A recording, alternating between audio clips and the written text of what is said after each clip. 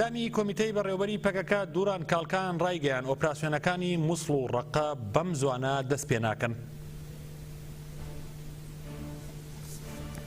ئەندامی کۆمیتەی بەڕێوەبەری پەکەکە دووران کاڵکان لە میانەی بەشداریکردنی لە بەرنامەیەکی پۆلەتیک ئالانی تەلەڤیزۆنی مەدنوچەدا ڕایگەیان بۆەوەی چارەسەریەکی سیاسی بۆ ئاڵۆزەکانی سووریا بێتەکایەوە دەبێت ئارتەشی تورک لەو وڵاتە بکرێتە دەرەوە.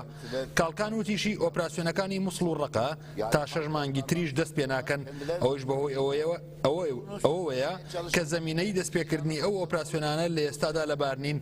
دووران کاڵکان ڕوونیشی کردەوە پاش هەڵبژاردننی کۆماری ویلایەتە یەکگرتووەکانی ئەمریکا استراتیژیەکی نوێدا دەڕێژدێ و بەپێی ئەو سیاسەتە نوێیانە دێتە گۆڕێ ئۆپراسیۆن دەست پێ دەکات.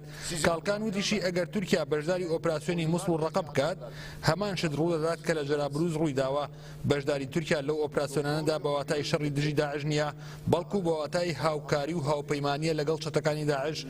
لە کۆتایی قسەکانیدا دووران کاڵکان هۆشداریدا بە بەرپرسانی پارتی و یەکێتی و گۆڕان و پارتەکانی تری باشووری کوردستان کە لە ئۆپراسیۆنەکانی مووسڵدا وشیاریانە مامەڵە بکەن چونکە مووسڵ گرنگی تایبەتی خۆی هەیە.